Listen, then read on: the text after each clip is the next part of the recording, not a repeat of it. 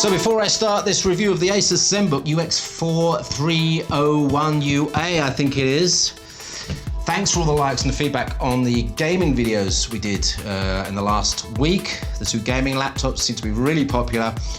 But now we're going to take it down a notch, not in price, in terms of sector. This is a Zenbook, and if you know Ultrabooks, you'll know what the Zenbook means. It means packing in style and capability in a really small package. And this is, I have to say, probably one of the best Zenbooks I've ever seen. It's a really, really nice combination of 14-inch screen, Core i7 dual core inside, SSD, backlit keyboard, ports, including USB-C and Thunderbolt, and 1.3 kilograms in weight. Check out the battery report. The battery results we got were fantastic. We're talking about 7 to 10 hours of battery life in this, off a 45 watt-hour battery. So good engineering going on this. First of all, let's just take a look around the device, show you some specs, and then we'll talk about some of the performance.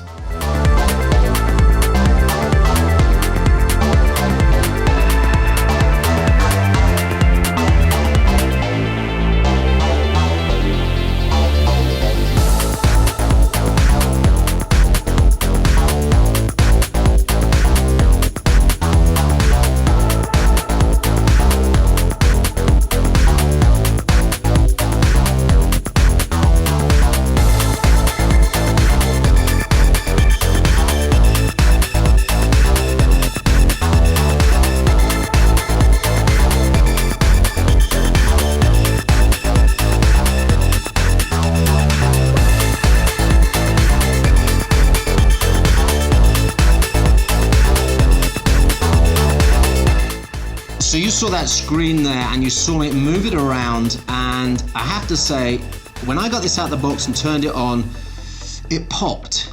But it popped in a way that made it look really, really nice. It didn't seem to be artificial. On this matte screen here, you can see it's matte there. It's an IPS, it's a full HD. It's got great gamma characteristics, sorry, great delta characteristics. So that's the difference between the colors that are supposed to be represented and the colors that are on the screen. The deltas are really, really low, which is excellent.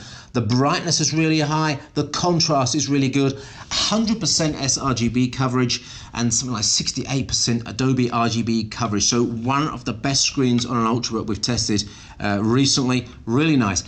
Photographers and videographers, you're probably getting excited now. Videographers, well, point out that this is a dual core. You will be able to get some HD editing done on this, no problem, but it's not a quad core, hasn't got discrete graphics in it as well, so we're talking about the Intel graphics inside this. The other thing I wanted to mention, which will affect photographers, is the speed of the SD card slot. Full SD card slot kind of makes it nice and exciting. I always think video and photography when I see that, but the throughput on the card wasn't that good. In our test, just 35 megabytes per second. That should be up there, 60 to 100 megabytes per second in 2017. So that's a little bit subpar on the SD card.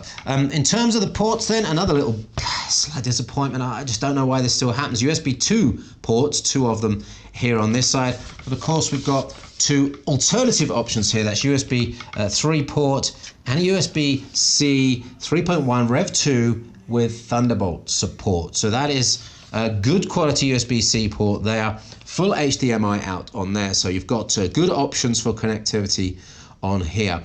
Quite overall, now the keyboard. There's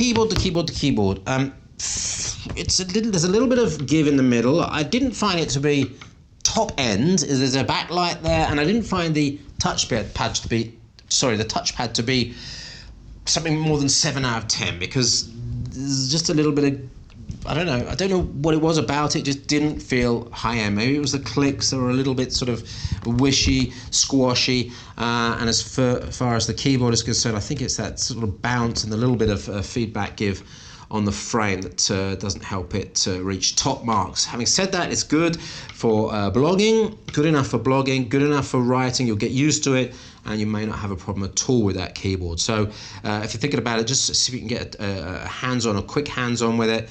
But my score would be something like 7 out of 10 for the keyboard. So we've got the Core i7 version. Here it is, the KB Late version, the latest version. It's an i7 7500U. That means dual core. but the Cinebench scores were pretty good for that multi-CPU score. You can see there above the HP Envy X360 by 5%. Was actually quite significant because there's very little variance between devices in this dual-core U-series range.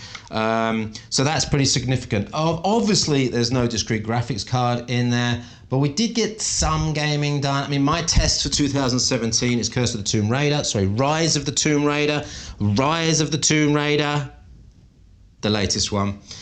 And I got 13 to 14 frames a second out of it, which is useless, but that is how it is on a U-series with inbuilt graphics from Intel. You'll get the old Tomb Raider running at 50 frames a second on low settings, and you'll get some entry-level PC gaming done on it. But it's not a gaming device. This is an office device, a multimedia device, a home device.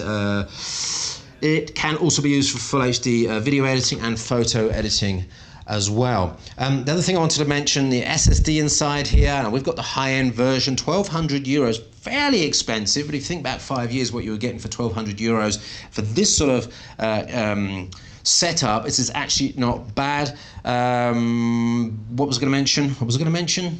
SSD is 512 gigs and it is fast. There is no problems there. Our highest write 419 and the lowest 4K read and write 56 and 27 respectively. So no problems on the SSD there. ASUS have tuned this to be a fairly cool device, but the trade-off there is that there's some throttling under really heavy load. So under our full GPU CPU test, that's a very heavy test, we saw some throttling back after a couple of seconds. The single fan inside gets up to over 40 dB, so it's audible. It's, from what I can hear, and it's just on slightly now, it's not a deep noise, it's just an air noise coming out of there. There's no real sort of tone involved with there, but 43 is obviously audible, so take note of that if you're someone that works in a silent room, for example. I already mentioned the battery life at the head of this video. Here are the results that we got. Wi-Fi browsing time over 7 hours, nearly 7.5, and Big Butt Bunny full HD test there over 10 hours. So that's really good for this screen. Of course, our tests are done at 150 nits. That's a full HD screen, and that's going to be a really enjoyable video experience on a long-haul flight. So, pros and cons. The display, really fantastic display. Probably one of the best displays I've seen in the last 6 months. I'm not a 4K screen fan. Full HD is fine, and this is a fine screen indeed. Nice chassis, it's lightweight, incredibly lightweight for a 14-inch device.